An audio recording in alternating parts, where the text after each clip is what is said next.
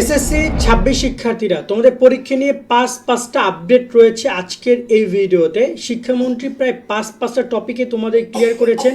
আমার মনে হয় তোমাদের সবার উচিত এই টপিকগুলো সম্পর্কে জানা। তিনি এখানে বলেছেন মায়ের লেখা চিঠিও নিতে পারবে না, তার মানে তুমি তোমার মায়ের চিঠি নিতে পারবে না, মানে কোনো নকলও নিতে পারবে না, মানে এটা তিনি বুঝিয়েছেন যে কোনো নকল না। তিনি কি নিতে পারবেন? তিনি মূলত একজন শিক্ষার্থী হিসেবে নিতে পারবেন এডমিট কার্ড, রেজিস্ট্রেশন কার্ড, কলম, ক্যালকুলেটর, এই টাইপের কিছু, এক্সট্রা কোনো কিছু নিতে পারবেন। এবং বোর্ডে সার্চ করার কথা তিনি বলেছেন আজকে কুমিল্লার একটি সভায়, এবং সেখানে শিক্ষকদের প্রধান পরীক্ষক যারা ছিলেন, সচিব, কেন্দ্র সচিব সবাই ছিলেন, তাদের সাথে এই বিষয়গুলো নিয়ে তিনি কথা বলেছেন। এর আগে কোনো শিক্ষামন্ত্রী এরকমের প্রত্যেকটা পরীক্ষা কেন্দ্রে গিয়ে এত কথা বলেননি, বাট এবার শিক্ষামন্ত্রী মনে হয় অন্য জোশেই তিনি দৌড়াচ্ছেন, এবং তিনি গিয়ে মূলত এক প্রকার যুদ্ধের মতো করে একটা বিষয় তিনি চিন্তা করছেন যে পরীক্ষার আগে সবাইকে আমি একদম আলাদাভাবে তোমার নির্দেশনা তিনি দিচ্ছেন, এবং সেই নির্দেশনা আলোকে পরীক্ষা হইতে হবে, এবং সেটা তিনি ইনশিওর করছেন বারবারই। শুধু নির্দেশনা দিয়ে ক্ষান্ত না, শিক্ষা মন্ত্রণালয় থেকে তিনি গিয়ে এগুলো বোঝাচ্ছেন শিক্ষকদেরকে।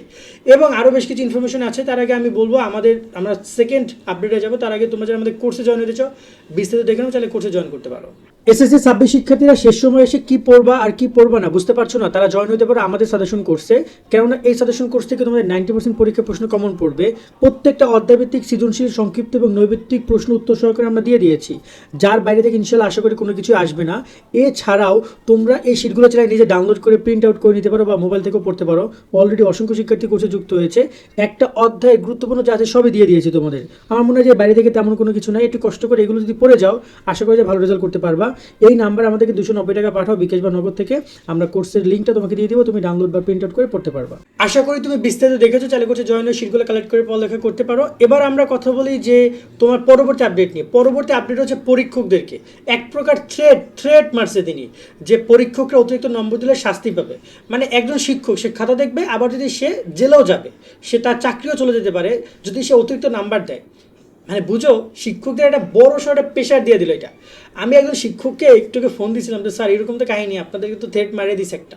তো বললো যে এবার খাতা দেখার ক্ষেত্রে তারা একদম গুণে বেছে যে যতটুকু পাবে তাকে ততটুকুই দিবে, এক্সট্রা কোনো বেনিফিট পাবে না।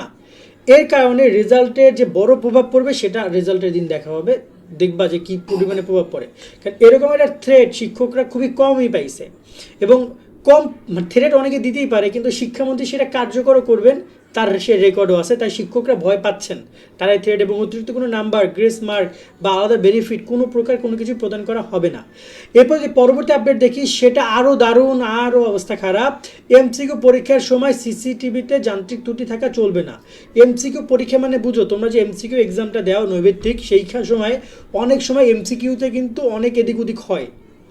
টিচার এসে বলে দেয় এই 1-এর খ, 2-এর ক, 3-এর গ, 4-এর ক, এরকম বলে দেয়। কোনো প্রকার এক্সট্রা কোনো বেনিফিট জন্য কেন্দ্র কর্তৃপক্ষ বা কেউ কোনো সময় দিতে না পারে, এই কারণে সিসিটিভির কোনো যান্ত্রিক ত্রুটি চলবে না। হয়তোবা যদি জ্বলে তাহলে তাদের অবস্থা খারাপ করে দিবে, এটা তিনি এক প্রকার বলে দিয়েছেন। যে এখানে বলছেন যে এজন্য আপনারা প্রতিষ্ঠানে আইপিএসআই ব্যবস্থা রাখবেন। মানে বুঝো বিষয়টা কোন লেভেলে তিনি চিন্তা করতেছেন। তিনি সব ব্যবস্থা তিনি সব কিছু সমাধান একদম নিয়ে বসেছেন, যে লাগলে আইপিএসের ব্যবস্থা আপনারা করেন, তাও আমার কেন্দ্রে সিসিটিভি অল টাইম সচল থাকতে হবে। পরবর্তী নির্দেশনা হচ্ছে কোচিং সেন্টারে শতভাগ বন্ধের বিষয়টি। যতটুকু ধারণা করতে পারছি অনলাইন বাদে বাকি সকল সশরীর কোচিং সেন্টার বন্ধের কথা তিনি বলেছেন। অনলাইন কোচিংটা ওভাবে বন্ধ হবে না যেটা রয়েছে নর্মালি। ওকে, আর একটা গুরুত্বপূর্ণ বিষয় হচ্ছে যে আমি নকল আর অনিয়ম আমরা বন্ধ করেই ছাড়বো। মূলত এখানে তিনি বলেছেন নকল অনিয়ম, নকল বন্ধে তিনি যে সকল সিদ্ধান্ত রাইট নাও নিয়েছে তোমাদের 26-এর পরীক্ষা নিয়ে, তা অত্যন্ত ভয়ানক। মানে তিনি নকল কোনোভাবে করতে দিবেন না। সো এইখানে পয়েন্ট একটাই, যদি তোমরা সুন্দর করে পড়ালেখা করো তাহলে কোনো সমস্যাই নেই, পরীক্ষা দিবা, পড়ালেখা করে পাশ করে ভালো করবা। কোনো কারণে যদি তুমি নকল করো, কোনো কারণে প্রশ্ন ফাঁস করো, কোনো কারণে দেখাদেখি করো, কোনো কারণে অনিয়ম করো, তাহলে তোমাকে অবস্থা খারাপ করে দেওয়ার জন্য তারা ব্যবস্থা নিচ্ছেন। এমনকি যারা নকল করবে তাদেরকে শাস্তি দিতে হবে, এবং তাদেরকে মানে জেল জরিমানা পর্যন্ত করার কথা বলা হচ্ছে, বিশেষ করে শিক্ষক যদি কেউ কোনো প্রকার কাজ করে। সো আমার মনে হয় যে এবছর প্রচুর শিক্ষার্থী বহিষ্কার হইতে পারে। সুন্দর করে পড়ালেখা করে যেন বহিষ্কার তালিকায় তোমার নাম না আসে। এটাই তোমাদেরকে আমি বলবো। আর রাইট না শিক্ষামন্ত্রী যেভাবে আসলে আগাচ্ছেন, আমার কাছে মনে হয় তিনি তোমাদের বিরুদ্ধে একটা যুদ্ধই করছেন, যে তোমাদের পরীক্ষাটা সুষ্ঠুভাবে নিতে হবে। এই অনিয়মের বিরুদ্ধে তিনি যুদ্ধ করছেন, সেই যুদ্ধে তিনি আসলে সব পূর্ণাঙ্গ প্রস্তুতি নিচ্ছেন, যাতে করে কোনো এদিক ওদিক না হয়। কেমন? সুন্দর করে পড়ালেখা করো। আজকে মতো আমরা এখানে বিদায় নিচ্ছি। সকালে অনেক অনেক ভালো থাকবা। আল্লাহ হাফেজ।